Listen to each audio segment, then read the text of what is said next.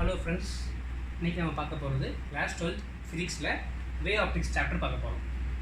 நம்ம அப்ஜெக்டிவ்ஸ் என்னென்னு பார்த்தீங்கன்னா Huygens principle, wave front, coherent sources, incoherent sources, அடுத்து வந்து இன்டர்ஃபரன்ஸ், டைஃப்ராக்ஷன், போலரைசேஷனில் நம்ம பார்க்க போகிறது வந்து என்ன பண்ணோம், மேலஸ் லா, ப்ரூஸ்டர்ஸ் ஆங்கிள், அதுக்கடுத்து வந்து நம்ம ஃப்ரெஸ்னல் டிஸ்டன்ஸ், அது லாஸ்ட்டாக பார்க்க போகிறோம் நம்ம.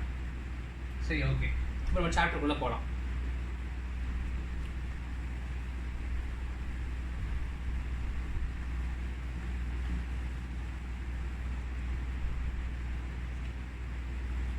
First வந்து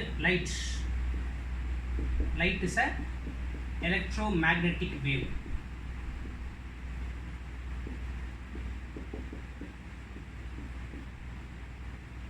அப்படின்னா என்ன அர்த்தம்? இதுக்கு வந்து எலக்ட்ரிக் ஃபீல்டும் இருக்குது, மேக்னெட்டிக் ஃபீல்டும் இருக்குது, ரெண்டுமே சேர்ந்தது தான் லைட். எலக்ட்ரிக் ஃபீல்டு ஒரு வெக்டர் குவான்டிட்டி, மேக்னெட்டிக் ஃபீல்டு ஒரு வெக்டர் குவான்டிட்டி. இப்போ இ வெக்டர் ப்ளஸ் ஒரு பி வெக்டர், பிங்கிறது மேக்னெட்டிக் ஃபீல்டு ரெப்ரசன்ட் பண்ணுவோம், பி வெக்டர், இது ரெண்டும் சேர்ந்த லைட்டு. வேவ் அப்படின்னு என்ன சொல்கிறாங்க, ஒரு அலை மாதிரி போகுது, கடலில் வர அலை அந்த மாதிரி ஒரு அலை மாதிரி போகுது, க்ரஸ்ட்டு ட்ரஃப் அந்த மாதிரிலாம் போகும். நம்ம வந்து என்ன சொல்கிறோம், லைட்டுக்கு வந்து ரெண்டு தியரி இருக்குது. இப்போ ஆப்டிக்ஸ் சொல்கிறது வந்து நம்ம ரே ஆப்டிக்ஸ் சொல்லுவோம், ரே ஆப்டிக்ஸ். வேவ் தியரி வந்து லைட் வந்து ஒரு வேவ்னு சொல்கிறாங்க, wave theory. Wave optics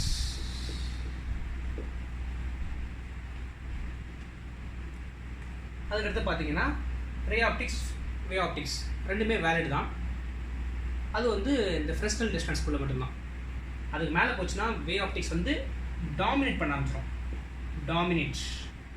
dominate பண்ண ஆரம்பிச்சிருது.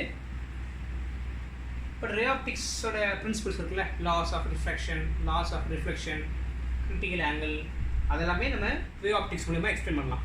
ஸோ ரெண்டுமே இன்டர்சேஞ்சில் எக்ஸ்பிளைன் பண்ணிக்கலாம். பட் இது வந்து ப்ரிடாமினண்ட்டாக Fresnel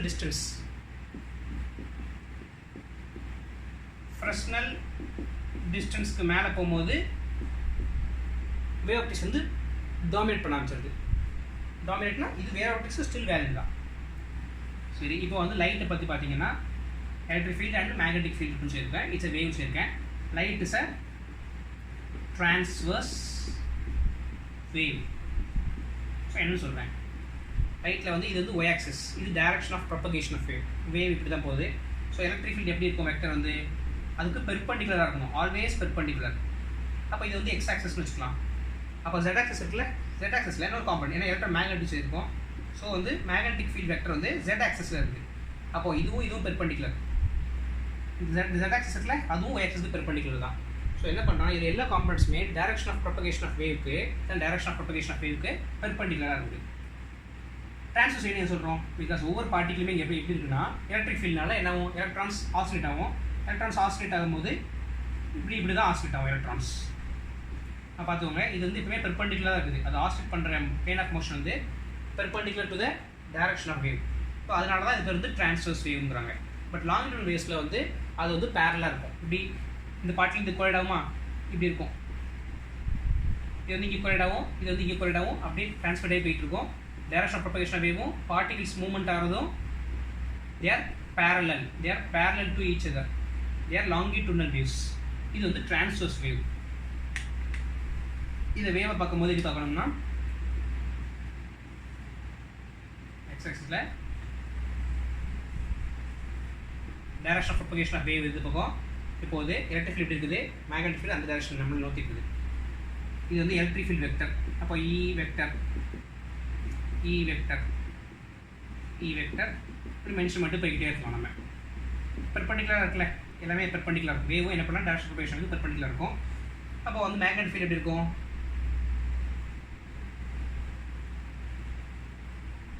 magnetic field vector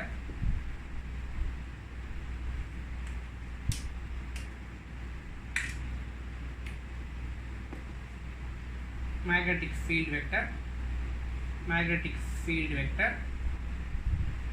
magnetic field vector magnetic field vectorல இப்படி தான் இருக்கும்.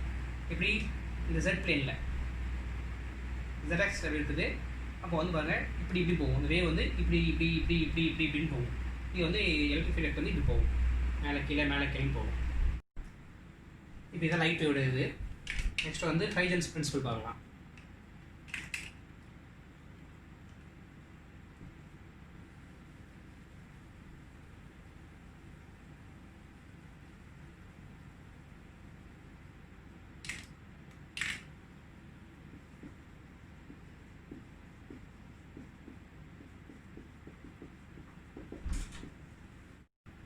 ஹைஜன்ஸ் பிரின்சிபல் அது என்னென்னு பார்ப்போம். இப்போ என்ன சொல்கிறாங்கன்னா, ஒரு லேக் இருக்குது, நம்ம வந்து அதில் கழுது எறிகிறோம். கழுது எறிஞ்சால் என்ன பண்ணுவோம், கான்சன்ட்ரிக்காக அப்படியே அலை மாதிரி போகும் சுற்றி. அவர் ஜஸ்ட் எக்ஸ்பிளைன் பண்ணார். என்ன சொன்னார்னா, இங்கே வந்து அவர் எக்ஸ்பிளைன் பண்ணது வந்து வேவ் ஃப்ரண்ட்டை எக்ஸ்பிளைன் பண்ணார். இது வந்து கழுதுக்கு எரிஞ்சோம்ல, அது வந்து ஒரு சோர்ஸ், ஒரு ப்ரைமரி சோர்ஸ் மேலே கழுதுக்கு எரிஞ்சது வந்து ப்ரைமரி சோர்ஸ் மேலே ஆக்ட் பண்ணுது. இது வந்து ஒரு ப்ரைமரி சோர்ஸ். அப்போ அது வந்து என்ன பண்ணுது, பக்கத்தில் உள்ள பார்ட்டிகிள்ஸை அடிச்சு விட்டு ஆக்சிடேட் பண்ணிக்குது. அது ஒரு கான்சன்ட்ரிக்காக என்ன பண்ணால் ஒரு வேவ் மாதிரி, ஒரு அலை மாதிரி கொண்டு வருது. அது வந்து என்ன பண்ணுது, இப்போ இது இருக்குல்ல, இது வந்து இன்னொரு அலையை கொண்டு வருது. அப்போ என்ன சொல்கிறாங்கன்னா, இது வந்து செகண்டரி சோர்ஸ். ஏன்னா இது வந்து சோர்ஸ் மாதிரி ஆக்ட் பண்ணி அடுத்த வேவை ப்ரொடியூஸ் பண்ணுது. அதனால் இது வந்து செகண்டரி சோர்ஸ். இப்போ என்ன பண்ணாருன்னா வேவ் ஃப்ரண்ட்ஸ். இப்போ இது ஒரு வேவ் ஃப்ரண்ட்டுங்கிறாங்க. ஏன்னா இந்த பார்ட்டிகிள் கல்லில் பட்டோடனே வேவ்ஸ் வந்து எல்லா டைரக்ஷனும் டிஸ்பர்ஸ் பண்ணி போகும். அப்போ வேவ் ஃப்ரண்ட் எப்படி இருக்கணும் அப்படின்னு பார்த்தீங்கன்னா, இதான் வேவ் ஃப்ரண்ட்டு. என்ன எக்ஸ்பிளைன் பண்ணாருன்னா, இந்த வேவ்ஸில் எல்லா பார்ட்டிகளுமே சென்டர்லேருந்து சேம் டிஸ்டன்ஸில், இந்த பார்ட்டிகல்ஸ்லாம் எடிட் இருக்குல்ல, இது எல்லாமே சென்டர்லேருந்து சேம் டிஸ்டன்ஸ், ஆர் ரேடியஸ் தான். அப்போ எல்லாமே centre displacement from the centre வந்து ஆர் தான், சேம் டிஸ்டன்ஸில் இருக்குதா. அடுத்து வந்து எல்லாமே சேம் ஃபேஸில் இருக்குது. ஃபேஸ்லாம் என்ன அர்த்தம், ஃபேஸ் என்ன எக்ஸாம்பிள் தரேன். இப்போ ஏ ஒரு பர்சன் இருக்கான், பி ஒரு பர்சன் இருக்கான். ஏ வந்து நல்லா பார்த்துக்கோங்க, ஏ வந்து என்னது இந்த இடத்துல ஏவும் பியும் சேம் டைமில் ஸ்டார்ட் பண்ணுறாங்க. பட் ரெண்டு பேருமே கான்ஸ்டன்ட் ஸ்பீடில் போடுறாங்க, 40 km/h ஸ்பீடில் போடுறாங்க. இப்போ வந்து டெஸ்டினேஷன் ரெண்டு பேரும் எவ்வளோ தான் அடைவாங்க அப்படின்னு பார்த்தீங்கன்னா, ரெண்டு பேரும் சேம் டைமில் தான் அடைவாங்க. இப்போ என்ன அர்த்தம், இவங்களுக்கு வந்து ஃபேஸ் டிஃப்ரென்ஸ் 0ன்னு அர்த்தம். எந்த டிஃப்ரென்ஸுமே இல்லை. ஃபேஸ் டிஃப்ரென்ஸுங்கிறது டைம் மாதிரி சொல்லலாம். இப்போ அதே ஏவும் பியும் ஸ்டார்ட் பண்ணுறாங்க. பட் பி வந்து ஒரு 1/2 hour கழிச்சு ஸ்டார்ட் பண்ணுறான். அவன் இப்போ வந்து ஏ வந்து ரேஸ் வந்து 3 hours முடிக்கிறாரு. பி வந்து எவ்வளோ நாள் முடிப்பார், ரெண்டுமே ஆனால் சேம் வெலாசிட்டியில் தான் போகிறாங்க ஸ்டார்ட் பண்ணது வந்து. ஏ வந்து 3 hours முடிச்சாருன்னா பி வந்து 3.5 hours ரேஸை முடிப்பார். ஸோ பார்த்துக்கோங்க, இப்போ ரெண்டு பேருமே ஃபேஸ் டிஃப்ரென்ஸ் என்ன, இந்த 1/2 hour தான் ஃபேஸ் டிஃப்ரென்ஸ். இப்போ நம்ம 2 hours பார்ப்போம். இப்போ ஏ வந்து ஸ்டார்ட் பண்ணி 2 hours ஆச்சு. அப்போ பிக்கு ஏக்கு ஃபேஸ் டிஃப்ரென்ஸ் என்ன, அதே 1/2 hour தான். 1 hour ஆனாலும் அதே 1/2 hour தான் phase difference. So phase difference வந்து இங்கே கான்ஸ்டன்ட்டாக ரிமைன் ஆகுது. அதுதான் வேவ் ஃப்ரண்ட்டுக்கு சொன்னார். வேவ் ஃப்ரண்ட்டுக்கு அவர் 2 கண்டிஷன் சொன்னார். என்ன பண்ணார்னா, கான்ஸ்டன்ட் ஃபேஸ் டிஃப்ரென்ஸ் இருக்கலாம், இந்த இடத்துல இல்லை, பட் இருக்கலாம். இருந்தால் கான்ஸ்டன்ட்டு ஃபேஸ் டிஃப்ரென்ஸாக இருக்கணும். கான்ஸ்டன்ட் ஃபேஸ் டிஃப்ரென்ஸாக இருக்கணும். அது மட்டும் இல்லாமல் same displacement from source. Same displacement from source வந்து சேம் டிஸ்பிளேஸ்மெண்ட்டாக இருக்கணும். இந்த இடத்துல இருக்குது. அப்போ இது வந்து என்ன பண்ணுறாங்க, நிறைய வேவ்லெட்ஸ்ங்கிறது சின்ன பார்ட்டிகல்ஸ், அதான் வேவ் ப்ரொடியூஸ் பண்ணுது. அப்போ இந்த இடத்துல சேம் டிஸ்பிளேஸ்மெண்ட்டுக்கு சேம் என்ன சொல்கிறாங்க, சேம் ஃபேஸ் டிஃப்ரென்ஸ் அப்படியே ட்ரான்ஸ்மிட் ஆகி போகும். சேம் ஃபேஸ் டிஃப்ரென்ஸாக பாருங்கள். இப்போ ஒரு பாயிண்ட் இப்படி இருக்குது, ஒரு பார்ட்டிகல் வந்து இவ்வளோ ஹைட்டுக்கு போயிருக்குது. பக்கத்தில் அதே வேவோட பக்கத்தோட பார்ட்டிகல் வந்து அதே ஹைட்டுக்கு போனால் தான் ஒரு வேவ் மாதிரி வரும். இல்லைன்னா எப்படி இருக்குன்னா, படகு இடையே நமக்கு irregular ஷேப்பாக இருக்கும். நமக்கு இப்படிங்கிறது ஈவன் இருக்கனால அப்போ ஃபேஸ் டிஃப்ரென்ஸ் கான்ஸ்டன்ட்டாக தான் இருக்கணும். நெக்ஸ்ட் வந்து இது வேவ் ஃப்ரண்ட் எக்ஸ்பிளைன் பண்ணார். அப்போ வேவ் ஃப்ரண்ட்டை அவர் எப்படி ப்ரூவ் பண்ணியிருப்பாரு, வேவ் ஃப்ரண்ட்டை வந்து ஒரு ஜாமெட்ரிக்கல் கன்ஸ்ட்ரக்ஷன் வச்சு ப்ரூவ் பண்ணார்.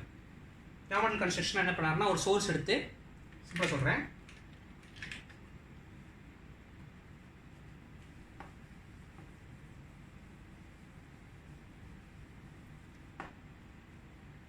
சிம்பிளாக பார்த்துங்க. இது வந்து ஒரு சோர்ஸு. இந்த சோர்ஸ்லேருந்து ஒரு என்ன பண்ணுறாங்க, நம்ம t = 0ல் நான் ஒரு வேவ் பார்க்குறேன். இந்த சோர்ஸ்லேருந்து ஒரு வேவ் இல்லை, இது பல்புன்னு வச்சுக்கோங்க, சுற்றி ஒரு லைட் ஒரு வேவ் மாதிரி ப்ரொடியூஸ் ஆயிருக்குது. இப்போ t = 0ல் என்ன பண்ணுறேன், ஏதோ t = τ நான் பார்க்கும்போது இந்த வேவ் பார்த்துருக்கேன். நான் t = 0 இப்போ ஸ்டார்ட் பண்ணியிருக்கேன். t = τ ஒரு ஸ்மால் டைம், ரொம்ப ஸ்மால் டைம். அப்போ வந்து புது வேவ் ப்ரொடியூஸ் ஆயிருக்கணும்ல, இந்த மாதிரி வேவ் ப்ரொடியூஸ் ஆயிருக்கு. இதுக்கடுத்த வேவ் ப்ரொடியூஸ் ஆயிருக்கணும்ல. இப்போ இந்த வேவ் ப்ரொடியூஸ் ஆயிருக்குது, நான் எப்படி இதை ப்ரெடிக்ட் பண்ணியிருக்கலாம் அப்படின்னு பார்த்தீங்கன்னா, இப்போ இந்த வேவ் இருக்குல்ல, இது வந்து இதை ப்ரொடியூஸ் பண்ணிருக்குது. அப்போ இதில் என்ன பண்ணுறாங்க, இப்போ வந்து செகண்டரி சோர்ஸாக நினச்சிக்கிறேன். அப்போ இங்கே ஒரு 3 பாயிண்ட் சூஸ் பண்ணிட்டு நான் என்ன பண்ணுறேன், இது வந்து ஒரு ப்ரைமரி சோர்ஸ் இது செகண்டரி சோர்ஸ். இதை நான் வந்து இப்போ சோர்ஸை நினச்சி என்ன பண்ணலாம், இது ஒரு பாயிண்ட் தானே. அப்போ வந்து என்ன ஆகும், இது வந்து வர வேவ்ஸ் வந்து சர்க்கிளாக வரும். இந்த மாதிரி ஒவ்வொன்றையும் நீங்கள் கன்ஸ்ட்ரக்ட் பண்ணிக்கலாம்.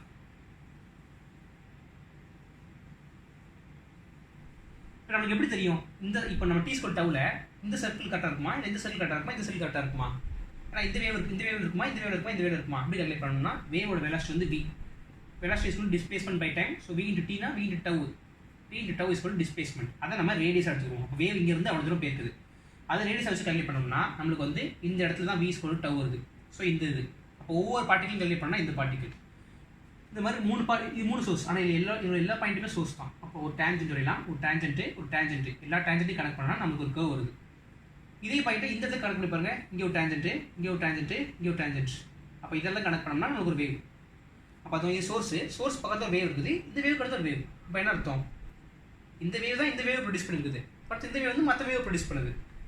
அப்போ இது என்ன புரியுது நம்மளுக்கு வந்து, அப்போ கேட்பாங்க இந்த சோர்ஸ் வந்து இந்த வேவ் ப்ரொடியூஸ் பண்ணதா அப்படின்னு கேட்பாங்க. ஹியூஜன்ஸ் அதான் சொன்னார், ஃபார்வர்டாக போகிறதுக்கு வேவ் மட்டும் தான் எனர்ஜி மேக்ஸிமம் எனர்ஜி இருக்கும். இந்த மாதிரி பின்னாடி ப்ரொடியூசர் பேக்வர்ட் வேவ்ஸ்க்கு எனர்ஜி இருக்காது, அதனால் இது produce ஆகாதுன்றாங்க.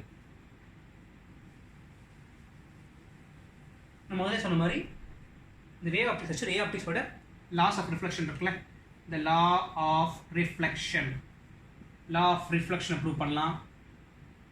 Angle of incidence is equal to angle of reflection, அதை ப்ரூவ் பண்ணலாம்.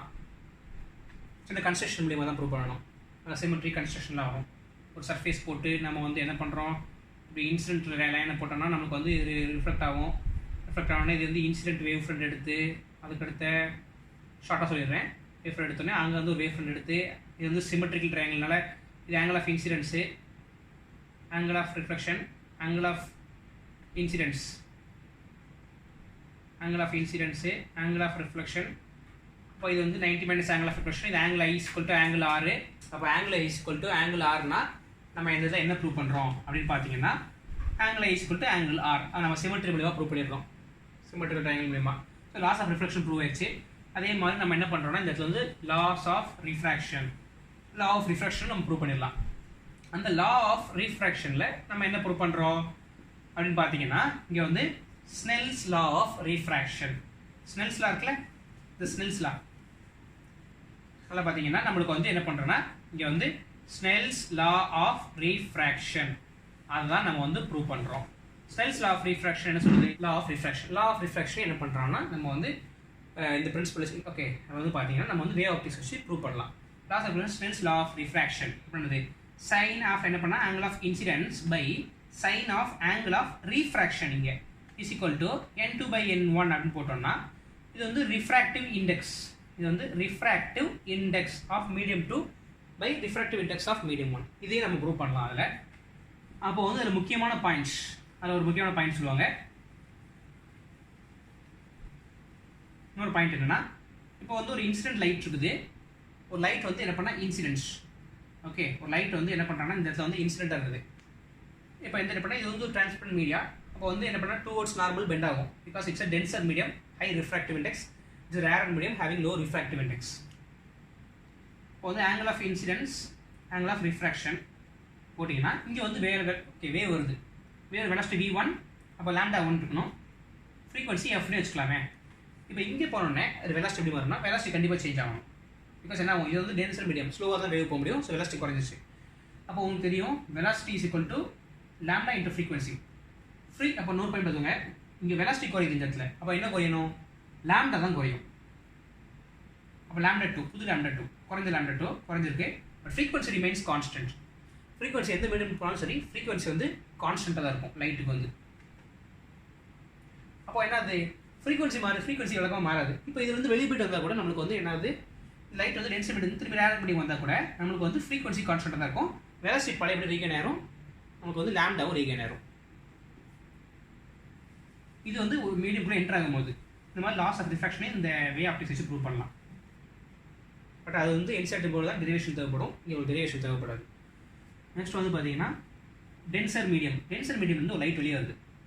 பார்த்துங்க, இங்கே வந்து டென்சர் மீடியம் வந்து லைட் வெளியே வருது, ஒரு ஆங்கிள் ஆஃப் இன்சிடென்ஸ். அப்போ வந்து என்ன பண்ணுறாங்க, இங்கே வந்து ரேர் மீடியம் போது bend away from the normal. Because இது வந்து இங்கேருந்து வெலாசிட்டி இன்க்ரீஸ் ஆகும், லைட் வந்து bend away from the normal. Okay, light வந்து bend away from the normal. அப்போ என்ன சொல்கிறாங்க, இப்போ வந்து நம்ம வந்து கிரிட்டிக்கல் ஆங்கிள் இங்கே வந்து நம்ம எக்ஸ்பிளைன் பண்ணலாம், டிஃபைன் பண்ணலாம். எப்படி இந்த லைட் வந்து இப்போ வந்து என்ன சொல்கிறாங்க, எனக்கு இந்த லைட் வந்து வெளியவே போகக்கூடாது, ரிஃப்ளெக்ட் ஆகக்கூடாது, இந்த மீடியம்குள்ளேயே திரும்ப திரும்ப சுற்றிட்டே இருக்கணும் அப்படின்னு சொல்கிறேன். இது எங்கே யூஸ் பண்ணுவோம், நம்ம ஆப்டிக் ஃபைபர்ஸில் இந்த பிரின்சிபலை யூஸ் பண்ணுவோம். ஆப்டிக் ஃபைபர்ஸ் இருக்குல்ல, ஆப்டிக் ஃபைபர்னா ஆப்டிக் ஃபைபர் நெட்டு சொல்லுவாங்கல்ல, வேகமாக வருது. ஒரு சோர்ஸ் இருக்குது, ஒரு இடத்துல என்ன பண்ணுறாங்க, ட்ரான்ஸ்மிட் பண்ணுறாங்க, அது வந்து என்ன பண்ணால் டெஸ்டினேஷன் ரீச் ஆகணும். பட் என்ன பண்ணால் எனக்கு எனர்ஜி எஃபிஷியண்ட்டாகவும் இருக்கணும். இப்போ இது வந்து ரிஃப்ளெக்ட் ஆயிடுச்சுன்னா என்ன ஆகும், எனர்ஜி லாஸ் ஆயிரும். போகிற வழியில் நம்ம ஆப்டிக் ஃபைபர் கேபிள்லாம் போட்டிருப்போம், வெளியே போயிடுச்சுன்னா நம்ம ரிஃப்ளெக்ட் ஆனால் எனர்ஜி லாஸ். ஸோ நிறைய எனர்ஜி நம்ம கொடுக்க வேண்டியது இருக்கும், நிறைய மானிட்டரி லாஸ். அப்போ என்ன பண்ணுறாங்க, இங்கே வந்து இது ப்ரிவென்ட் பண்ணுறதுக்காக கம்ப்ளீட்டாக உள்ளுக்குள்ளேயே என்ன பண்ணணும், லைட் வந்து ஸ்பீடாகவும் போகணும், சிக்னல் ஃபாஸ்ட்டாகவும் ட்ரான்ஸ்மிட் ஆகணும். அப்போ எப்படி போகணும்னா படணும், பட் ரிஃப்ளெக்ஷன் ஆகுது போல ரிஃப்ளெக்ட் ஆகணும். ரிஃப்ளெக்ஷன் இப்படி ட்ரான்ஸ்மிட் பண்ணணும். இது பேர் என்ன சொல்லுவாங்கன்னா உள்ளுக்குள்ள மொத்தமாக ரிஃப்ளெக்ட் மட்டும் தான் இருக்குது. அப்போ வந்து பார்த்தீங்கன்னா உள்ளுக்குள்ள ரிஃப்ளெக்ட் ஆனதுனால it's called total internal reflection. Total internal reflection அப்படிங்கிறாங்க. உள்ளுக்குள்ளேயே டோட்டலாக மொத்தமாக உள்ளுக்குள்ள இன்டர்னலாக உள்ளுக்குள்ளே ரிஃப்ளெக்ட் மட்டும் தான் இருக்குது. அப்போ இதுக்கு எந்த கண்டிஷன் இருக்கணும், என்ன ஆங்கிள் ஆஃப் இன்சிடென்ஸ் நீ கொடுத்தனா, ஸ்டார்டிங் மட்டும் என்ன ஆங்கிள் ஆஃப் இன்சிடென்ஸ் நீ கொடுத்தனா, ஏன்னா லாஸ் ஆஃப் ரிஃப்ளெக்ஷன் படி ஆங்கிள் ஆஃப் இன்சிடென்ஸ் கூட ஆங்கிள் ஆஃப் ரிஃப்ளெக்ஷன் ஸ்டார்டிங்கில் மட்டும் நீ ஒரு ஆங்கிள் ஆஃப் இன்சிடென்ஸ் கொடுத்தா போதும், கண்டினியூவாகி போய்கிட்டே இருக்கும் சிக்னல். நம்ம நேரத்தில் மெயின்டைன் பண்ணணும்னு அவசியம் இல்லை, ஃபைபர் மட்டும் கரெக்டாக இருந்தால் போதும். அப்போ உள்ளுக்குள்ளே ரிஃப்ளெக்ட் ஆகாமல் என்ன பண்ணணும், இங்கே வந்து sin I by sin R, Snell's law of refraction தான், is equal to n2 by n1. இது வந்து n1 வச்சுக்கோங்க, இது வந்து n2, இந்த ரேர் மீடியம் வந்து. இப்போ வந்து எப்படி இருக்கணும்னா இந்த வேவ் வந்து இப்படி போகக்கூடாது, ரிஃப்ளெக்ட் ஆகக்கூடாது. ஃபர்ஸ்ட் வந்து கிரிட்டிக்கல் ஆங்கிள், அந்த ஆங்கிளுக்கு மேலே இருக்க எல்லா ஆங்கிளையுமே என்ன ஒன்றா இது வந்து டோட்டல் இன்டர்னல் ரிஃப்ளெக்ஷன் தான் நடக்கும். அப்போ வந்து ஃபஸ்ட் 90 டிகிரி போகிற மாதிரி வச்சுக்குவோம். இது வந்து அந்த சர்ஃபேஸ் இருக்குல்ல, அந்த ரிஃப்ளெக்ட் ஆகிற அந்த இன்டர்ஃபேஸில் அப்படியே அது மேலேயே அலைன் டுவர்ட்ஸ் அலைன் இட், அது மேலேயே ட்ராவல் பண்ணுற மாதிரி. அப்போ எப்படி இருக்கும், ஆங்கிள் ஆஃப் ரிஃப்ளெக்ஷன் வந்து 90 டிகிரிஸ் இருக்குமா, 90 டிகிரி இருக்கும். சைன் அப்போ வந்து ஆர் 90 டிகிரினா சைன் 90 வந்து 1 தான், சைன் 91. ஸோ சைன் ஐ, அப்போ sine i is equal to n2 by n1. அப்போ n2 by n1 எப்படி தெரியும், நமக்கு என்ன ரிஃப்ராக்டிவ் இண்டெக்ஸ்னு தெரியும். அதை வச்சு என்ன பண்ணால் ஆங்கிள் ஆஃப் இன்சிடென்ஸ் கல்குலேட் பண்ணி நம்ம கொடுத்தோம்னா ஸ்டார்டிங் மட்டும் கொடுத்த போதும் வேவ்ஸ் வந்து நல்லா ட்ரான்ஸ்மிட் ஆகி போயிட்டே இருக்கும். ஸோ இதை வச்சு இது எக்ஸ்பிளைன் பண்ணிடலாம்.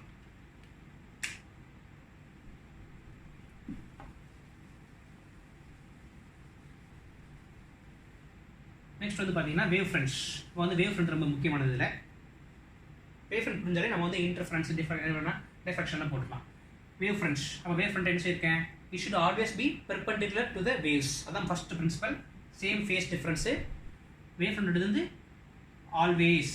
அப்போ வந்து பார்த்தீங்கன்னா always perpendicular to wave propagation. Wave propagate ஆகிறதுக்குள்ள ஆல்வேஸ் பெர்பெண்டிகுலர் தான் இருக்கணும். அது மட்டும் இல்லாமல் நெக்ஸ்ட் பாயிண்ட் வந்து சேம் ஃபேஸ் டிஃப்ரென்ஸ், சேமு கான்ஸ்டன்ட்னு வச்சுக்கலாம். அந்த கான்ஸ்டண்ட்டாக ஃபேஸ் டிஃப்ரென்ஸ் இருக்கணும். இதெல்லாம் வேவ் ஃப்ரண்ட்டுக்கு எக்ஸ்ப்ளனேஷன். இந்த ப்ராப்பர்ட்டிஸ்லாம் இருந்து வேவ் ஃப்ரண்ட்டுக்கு இந்த ப்ராப்பர்ட்டிஸ் எல்லாமே இருக்கும். வேவ் ஃப்ரண்ட்டை வரைய சொல்லுவாங்க எக்ஸாமில்.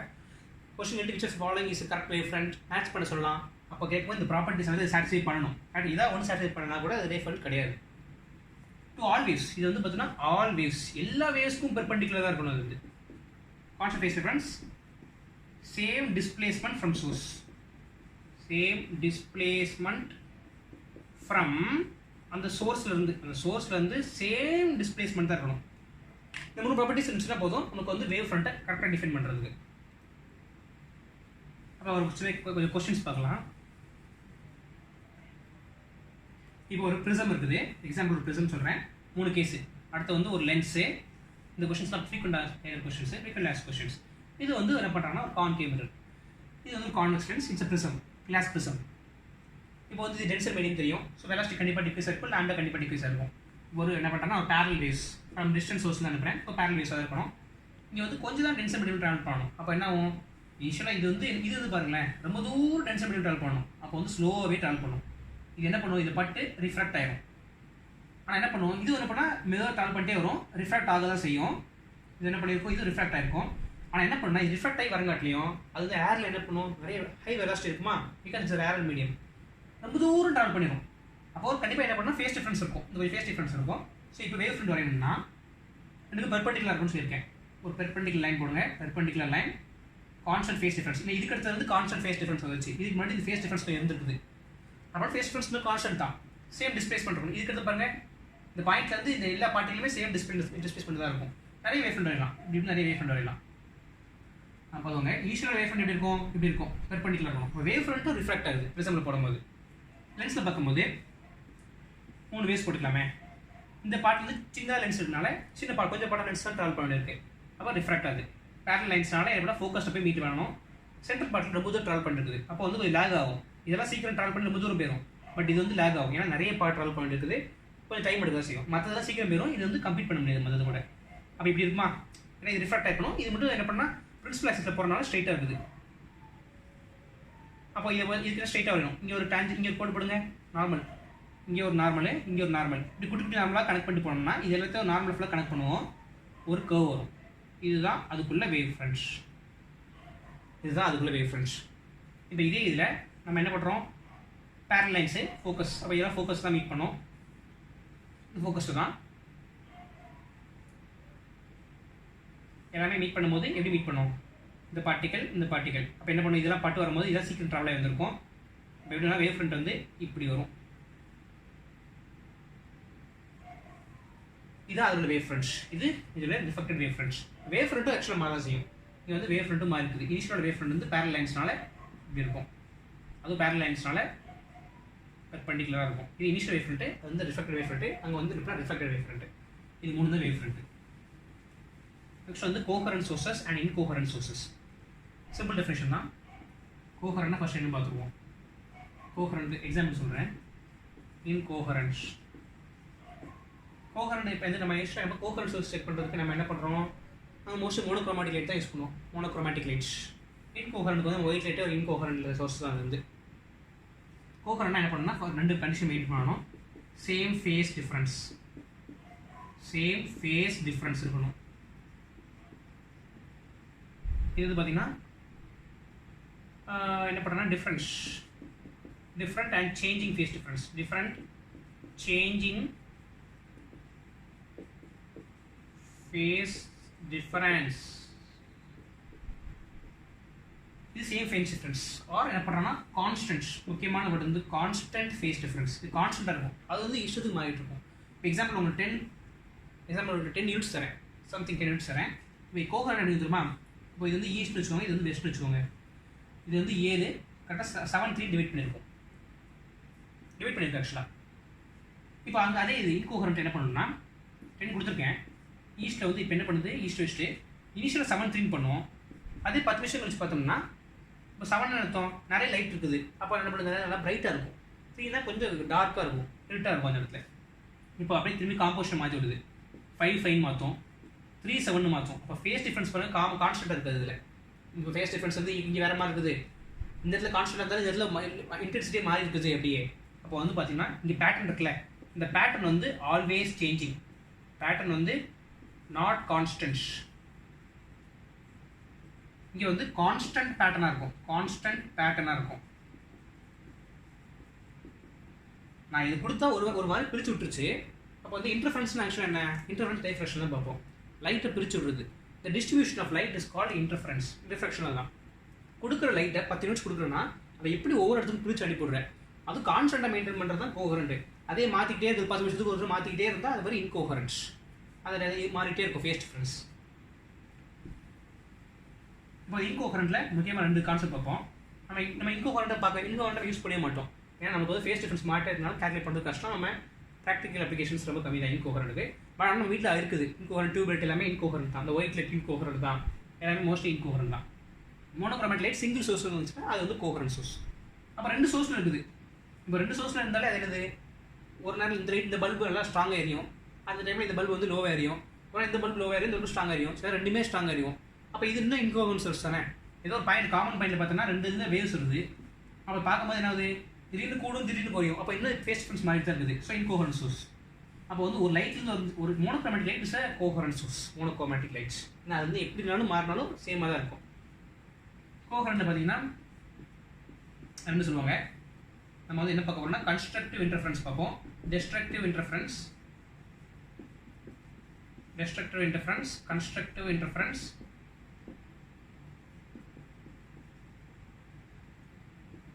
constructive interference, destructive interference இதை பார்க்குறோம். அதுக்கடுத்து அதோட இன்டென்சிட்டி ஒரு ரிலேஷன், இன்டென்சிட்டி ரிலேஷன் இது கண்டிப்பாக தெரியணும். இன்டென்சிட்டி எப்படி டிரைவ் பண்ணுறது இது வந்து நம்ம காமனாக எல்லாத்துக்கும் போட்டுக்கலாம். இந்த கன்ஸ்ட்ரக்டிவ் டெஸ்ட்ரக்டிவ் இன்டர்ஃபரன்ஸ் தான் ரொம்ப இம்பார்ட்டன்ட். தான் இது வரப்போ டாபிக்ஸ் எல்லாமே இருக்குது. இன்டென்சிட்டி ரிலேஷன் இந்த மூணுமே புரிஞ்சால் போதும். இப்போ வந்து கன்ஸ்ட்ரக்டிவ் இன்டர்ஃபரன்ஸில் என்ன சொல்கிறாங்கன்னா, ஃபர்ஸ்ட் எக்ஸாம்பிள் தரேன். இப்போ வந்து S1ங்கிற சோர்ஸ் S2ங்கிற சோர்ஸ் Pங்கிறது காமன் பாயிண்ட். இங்கே இருந்து என்ன பண்ணுவோம், வேவ்ஸ் போகுமா, இங்கே இருந்து வேவ்ஸ் போகும். இப்போ என்ன சொல்கிறாங்கன்னா இதில் வந்து ஓகே வேவ்ஸ் போதா, இங்கே வந்து என்ன இருக்குன்னா 7 லாம்டாங்கிறோம். ஒரு லாம்டாங்கிறது ஒரு கம்ப்ளீட் வேவ். அப்போ 2 லாம்டானா 2 கம்ப்ளீட் வேவ், 7 லாம்டானா 7 வேவ்ஸ் போகுது, கம்ப்ளீட் வேவ்ஸ். ஒரு க்ரஸ்ட் ஒரு ட்ரஃப் இருக்கிறதா கம்ப்ளீட் வேவ். அப்போ இதை 5 லாம்டான்னு வச்சுக்கலாம். அப்போ 5 வேவ்ஸ், இது மாதிரி 5 வேவ்ஸ் போகுது. நம்ம ஃபேஸ் டிஃப்ரென்ஸ் என்ன அப்படின்னு கேட்டாங்கன்னா, ஃபேஸில் இது ரெண்டுக்கு எவ்வளோ டிஃப்ரென்ஸ், இது ஏன் இதுக்கு வந்து பாருங்கள் எக்ஸ்ட்ரா 2 வேவ் அடிக்கிறது. அப்போ ஃபேஸ் டிஃப்ரென்ஸ் வந்து S1P minus S2P is equal to 7 lambda minus 5 lambda is equal to 2 lambda. இப்போ 2 lambda என்ன அர்த்தம், 2 lambda. அப்போ எக்ஸ்ட்ரா 2 வேவ்ஸ் அனுப்பிடுது, எக்ஸ்ட்ரா 2 வேவ்ஸ் அனுப்பிடுது. இது வந்து கன்ஸ்ட்ரக்டிவ் இன்டர்ஃபரன்ஸா டிஸ்ட்ரக்டிவ் இன்டர்ஃபரன்ஸா அதை பார்க்கலாம். அது மூலமாக கன்ஸ்ட்ரக்டிவ்னா என்ன சிம்பிளாக சொல்லிடுறேன். இப்போ ஒரு பால் இருக்குது,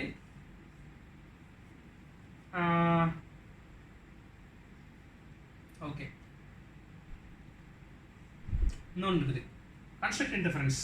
கன்ஸ்ட்ரக்டிவ் இன்டர்ஃபரன்ஸ் என்ன அர்த்தம்னா, இப்போ வந்து ஏ வந்து இந்த பாலில் ஃபோர்ஸ் கொடுக்குறான், பியும் சைமல்டேனியஸாக பாலில் ஃபோர்ஸ் கொடுக்குறான். இப்போ இது வந்து F ஃபோர்ஸ் கொடுத்தானா இவன் ஃபோர்ஸ் கொடுத்தானா மொத்தம் எவ்வளோ ஃபோர்ஸ் இருக்கும், 2F. அப்போ கன்ஸ்ட்ரக்டிவ் இன்டர்ஃபரன்ஸ்னா 1 + 1 = 2, இல்லை அதுக்கு மேலே கூட இருக்கலாம். இன்டென்சிட்டி டர்ம்ஸாக பேசும்போது 1 + 2 தான். பட் சில டைம் 1 + 1 = 4, 1 + 1 = 3 இந்த மாதிரி நமக்கு கிடைக்கும். கொடுக்கறதோட அதிகமாக கிடைக்கும். 2 சேர்த்தா கைத்தில் இருக்கும்போது ஓகே, 2 சேர்க்கும் போது இதோட அதிகமாக கிடைக்கும். அதில் பார்த்தீங்கன்னா கைத்தில் இருக்கும்போது நல்லாயிருக்கும், சேர்த்தானா நமக்கு டெஸ்ட்ரக்டிவ் சண்டை போட்டு கைத்தில் டிஸ்டர்ப் பண்ணுது. இது இதை அழிச்சுக்குது, இது இதை அழிச்சுக்குது. அப்போ எப்படி இருக்குன்னு எக்ஸாம்பிள் வந்து ஒரு பால் இருக்குது, இந்த பக்கமும் தள்ளுறேன் அந்த பக்கமும் சொல்கிறேன், சேம் ஃபோர்ஸோடு தள்ளுறேன், பால் எந்த பக்கம் போகாது. அப்போ வந்து 1 + 1 கொடுத்தோம்னா எனக்கு 0 தான் கிடைக்குது. இப்போ 2 + 2 கொடுத்தா சில நேரம் 0 கிடைக்கும். பட் 2 + 2 கொடுத்தா சில நேரம் எனக்கு 1 கூட கிடைக்க வாய்ப்பு இருக்குது, கொஞ்சமாவது கிடைக்கும் எனக்கு அட்லீஸ்ட். இதான் டெஸ்ட்ரக்டிவ் கன்ஸ்ட்ரக்டிவ் டிஃப்ரென்ஸ்.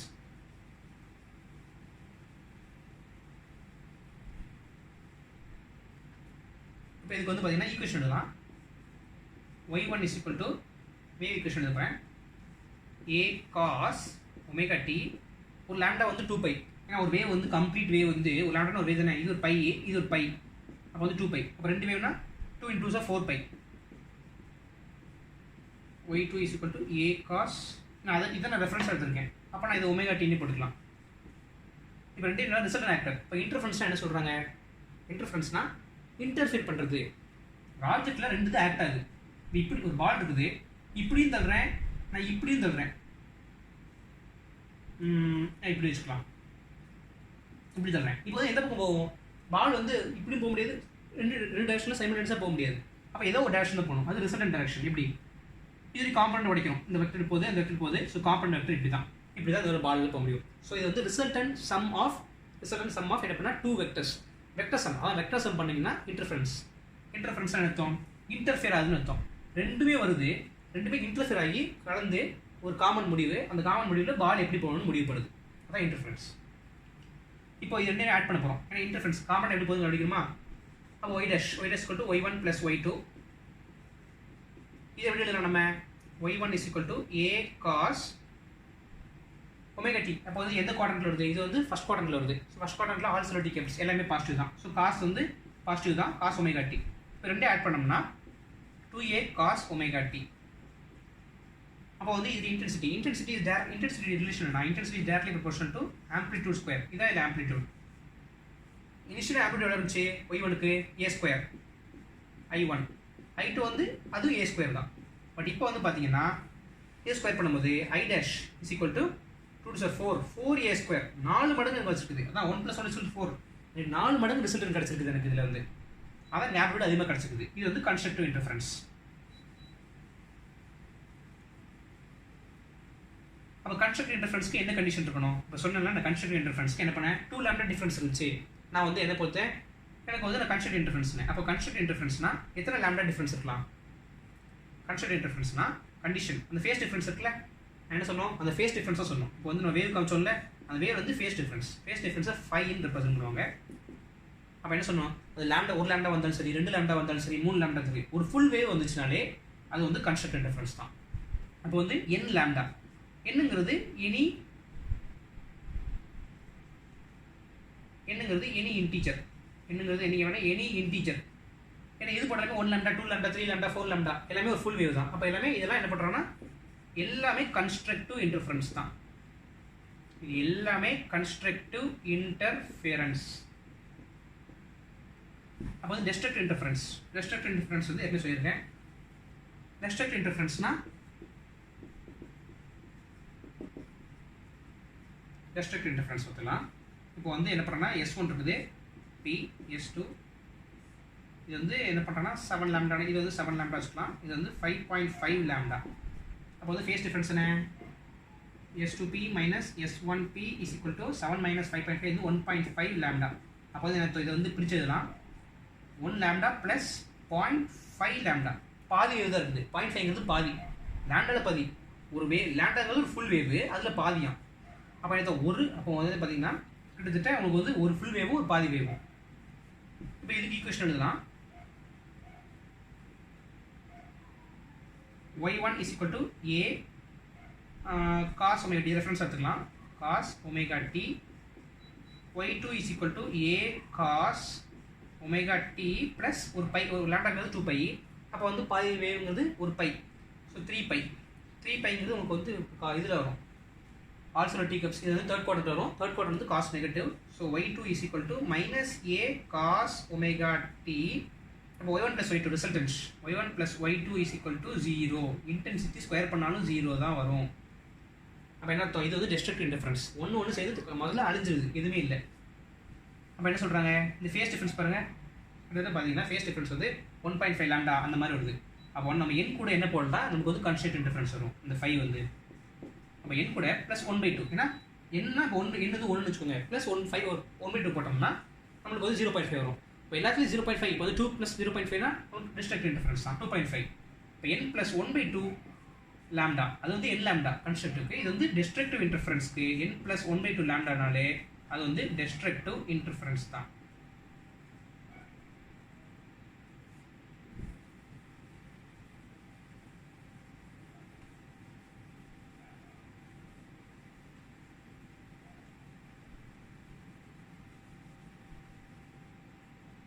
நெக்ஸ்ட் முக்கியமான பாயிண்ட் இதில் வந்து இப்போ இன்டென்சிட்டி காமன் ரிலேஷன் டெரிவ் பண்ணணும்னா எப்படி பண்ணலாம் பார்த்தீங்கன்னா, இன்டென்சிட்டி, ஸோ நம்மளோட இன்டென்சிட்டி காமனாக இப்போ தனித்தனியாக கோகான் ஒன்று கண்டுபிடிக்க தெரியல. அப்போ இன்டென்சிட்டி காமன் ரிலேஷன் கொடுத்துட்டு நம்ம தீட்டை சும்மா சப்ஸ்டிட் பண்ணாலே நம்மளுக்கு வந்து ஒரு இன்டென்சிட்டி கிடைக்கும். கன்ஸ்ட்ரக்டிவ்னா இன்டென்சிட்டி கிடைக்கும், டெஸ்ட்ரக்டிவ்னா இன்டென்சிட்டி கிடைக்கும். அப்போ என்ன எடுக்கிறோம், y1 is equal to a cos omega t plus a 5 வச்சுக்கணும். நம்ம 5ங்கிறது ஒரு ஃபேஸ் டிஃபரன்ஸ் ஏதோ இருக்குது. அப்போ y2 நம்ம ரெஃபரன்ஸாக எடுத்துருக்கோம், cos omega t.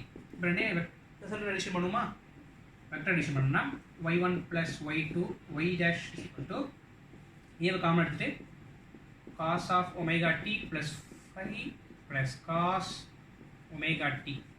இது வந்து cos of a plus b, சரி cos a plus cos b ஃபார்மேட்டில் இருக்குது. cos a plus cos b னா நம்மளுக்கு வந்து என்ன வரும், 2 cos of a plus b by 2 cos of a minus b by 2.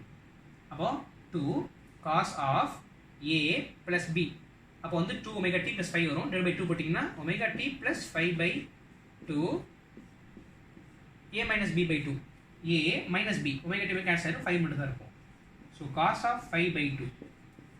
இப்போ வந்து நம்ம எடுத்து எழுதணும்னா 2a cos of 5 by 2 cos of omega t plus 5 by 2.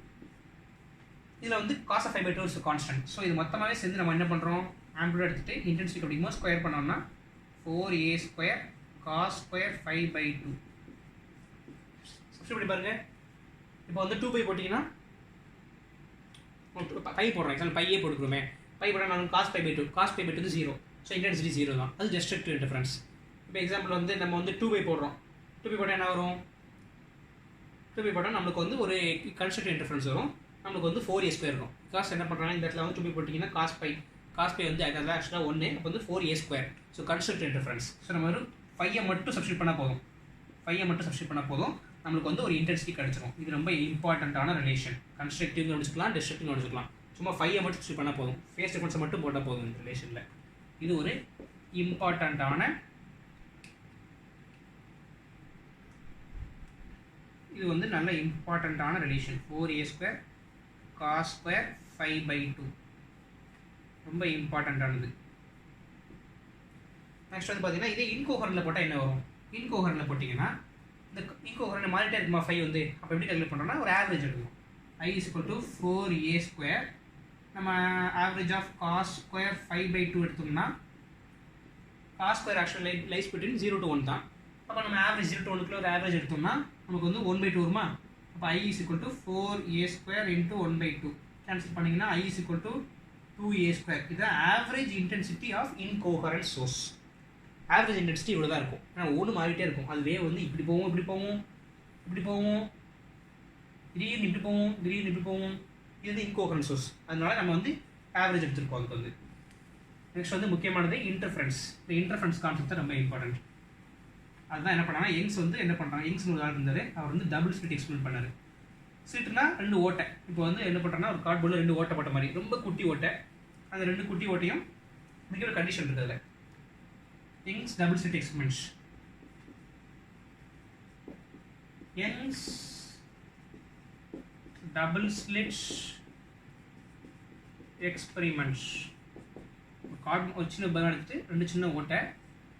அப்போ வந்து என்ன பண்ண ஈஸியாக 2 சோடியம் நம்ம யூஸ் பண்ணாரு. பட் அதை வந்து ஏற்கனவே சொல்லியிருக்கேன், இது வந்து இன்கோஹரண்ட்டு, அதனால் அதுக்கு சரியாக வரல. அப்போ என்ன பண்ணியிருக்காருன்னா அவர் வந்து ஒரு சிங்கிள் சோர்ஸ் எடுத்தார். சென்ட்ரல் லைன் எடுத்துட்டு ஒரு சிங்கிள் சோர்ஸ் எடுத்திருக்காரு. அதுலேருந்து லைட் வந்து இது மேலே ஃபால் பண்ணுது. இது லைட் வந்து இது மேலே ஃபால் பண்ணுது. இப்படி ஆட் பண்ணுவோம். இதில் என்ன மாற்றம் இருந்தாலும் ரெண்டுலேயுமே இது மாற்றமாக தான் இருக்கும். இதில் என்ன சேஞ்ச் இருந்தாலும் இந்த சேஞ்சஸ் இப்படி மேட் இந்த போத் என்ன பண்ணுறோன்னா ஸ்லிட்ஸ். இது ஒரு ஸ்லிட் S1 வச்சுக்கோங்க, இது S2 ஸ்லிட். ஸ்லிட் ரொம்ப சின்னதாக இருக்கும். அது மட்டும் இல்லாமல் இந்த 2 ஸ்லிட்ஸ் கண்டிஷன் என்னன்னா 2 ஸ்லிட்ஸ் ரொம்ப சின்ன டேரக்ஷனால சின்ன டிஸ்டன்ஸால செப்பரேட் இருக்குது. இது வந்து ஸ்மால் டின்னு போட்டுக்கலாம்.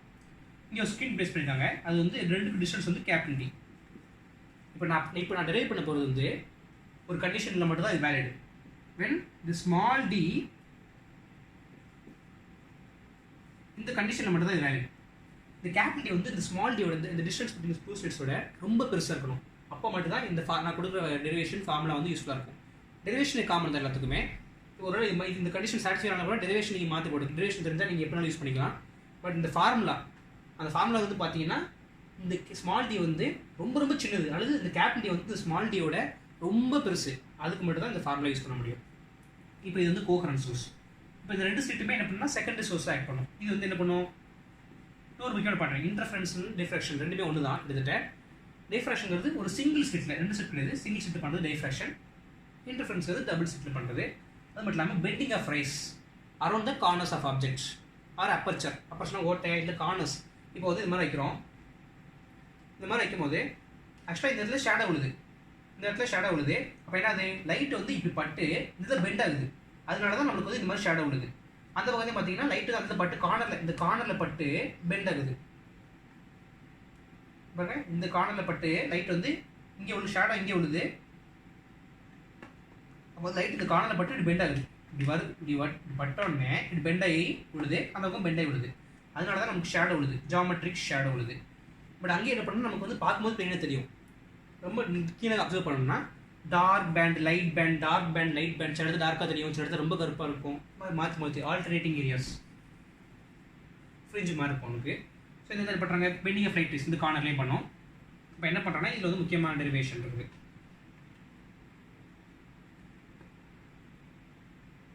இது ஒரு சோர்ஸாக வச்சுக்கலாம். இப்போ ஏதோ பாயிண்ட் Pயில் இது சென்டர் லைன் O, இது ஒரு பாயிண்ட் P. இது O வந்து X டிஸ்டன்ஸில் இருக்குது. அங்கே வந்து பிரைட்டாக இருக்குமா இல்லை டார்க்காக இருக்குமா? டார்க்னா இருட்டாக இருக்குது, பிரைட்னா வெளிச்சமாக இருக்குது. அப்போ டிஸ்ட்ரிபியூஷன் தான் எடுத்தால் என்ன சொல்ல டிஸ்ட்ரிபியூஷன். இப்போ நான் உனக்கு 10 இது கொடுத்துருக்கேன், ஒவ்வொரு ஓட்டையும் 10 கொடுத்துருக்கேன் ஒவ்வொரு ஸ்லிட்டுக்கும். அது வந்து எப்படி டிஸ்ட்ரிபியூட் பண்ணுது? ஒரு இங்கே 10 இங்கே ஒரு 2 போடலாம். அது ஒரே மாதிரி போடுதா? டிஸ்ட்ரிபியூட் பண்ணுறது ஒரே மாதிரி போடுதா? இப்போ வந்து 10 கொடுத்துருக்கேன், இதுக்கு வந்து இது 10. இது என்ன பண்ணலாம்? இது வந்து நான் 2 போடுறேன். இதுக்கு நான் இதுக்கு 1 இது சொல்லுது, நான் இதுக்கு 1 போடுறேன். இந்த பாயிண்ட்ல கரெக்டாக இந்த பாயிண்ட்ல வந்து நான் 1 கொடுக்குறேன். இந்த பாயிண்ட் நான் கரெக்டாக 1 கொடுக்குறேன், 2 கொடுக்குறேன். அப்போ இது சொல்லுது பக்கத்தில் பாயிண்ட்டுக்கு நான் 0 தான் கொடுப்பேன், எதுவும் கொடுக்க மாட்டேன். இதுவும் 0 தான் கொடுப்பேங்குது. இன்னும் பாயிண்ட் தள்ளியில் இதில் வந்து என்ன பண்ணுது, இன்னும் பேலன்ஸ் 9 இருக்கா, இது நான் இது 1 கொடுப்பேன், 1 கொடுப்பேன். அப்படி மாற்றி கொடுத்துட்டே வருது. அப்போ அது அதிகமாக லைட் கொடுக்குறதுலாம் நல்லா டார்க் பிரைட்டாக இருக்கும். ஒன்றுமே இல்லாது லைட் யூனிட்ஸ் ஒன்றுமே இல்லைன்னா அங்கே வந்து ரொம்ப டார்க்காக இருக்கும். சென்ட்ரல் வந்து பார்த்தீங்கன்னா சென்ட்ரல் மேக்ஸிமா. ஏன்னா இது ரெண்டு லைட்டுமே என்ன பண்ணால் ஃபேஸ் டிஃப்ரென்ஸ் என்ன இருக்கும் 0. ஒரு கன்ஸ்ட்ரக்ட் இன்டர்ஃபரன்ஸ். இங்கே வந்து ஒரு மேக்ஸிமா, சென்ட்ரல் மேக்ஸிமம் இன்டென்சிட்டி, அதான் மேக்ஸிமம். இங்கே வந்து டிரெக்ட் டிஸ்ட்ரிபியூஷன் தான். நான் எவ்வளோ கொடுக்குறேனோ அது எப்படி டிஸ்ட்ரிபியூட் பண்ணுது, அது தனித்தனி டிஸ்ட்ரிபியூட் பண்ணுதா இல்லை ஒட்டி டிஸ்ட்ரிபியூட் பண்ணுதா, எந்த மாதிரி டிஸ்ட்ரிபியூட் பண்ணுது, ஒரு இடத்துல அதிகம் ஒரு இடத்துல கம்மி, அந்த மாதிரி எந்த மாதிரி டிஸ்ட்ரிபியூட் பண்ணுது, அவ்வளோதான் இது பேர். அதான் இன்டர்ஃபரன்ஸ். இதுதான் டிஸ்ட்ரிபியூஷன் தான். இப்போ என்ன பண்ணுறோம், இங்கேருந்து லைட்டு இந்த பி பாயிண்ட் சம்திங் அனுப்புகிறேன், இங்கே வந்து வேவ் வரையும். இது கான்ட்ரிபியூட் பண்ணும். இந்த இடத்துல ஃபார்மாக இருந்தது, இதுவும் கான்ட்ரிபியூட் பண்ணுது. இந்த இடத்துல சும்மா ஒரு கோடு போடுவோம். ரொம்ப சின்னதாக பார்க்கும்போது எல்லா லைன்ஸுமே பேரலாக தான் இருக்கும். பிகாஸ் இது வந்து குட்டி எக்ஸ்பெரிமெண்ட் தான். ஐ மீன் ரொம்ப சின்னது அப்பர்ச்சஸ்லாம். ஸோ இங்கே தீட்டான்னு போட்டோம்னா இங்கே என்ன பண்ணுவது தீட்டா தான், இங்கே அது தீட்டா தான். அப்போ பார்த்துக்கோங்க, இங்கே வந்து என்ன சொல்கிறாங்க, இது வந்து எக்ஸு, இது வந்து கேபிட்டல் டி. இப்போ இது டேன் தீட்டான்னு வச்சோம்னா opposite side by adjacent side. tan theta is equal to x by d, opposite by adjacent side.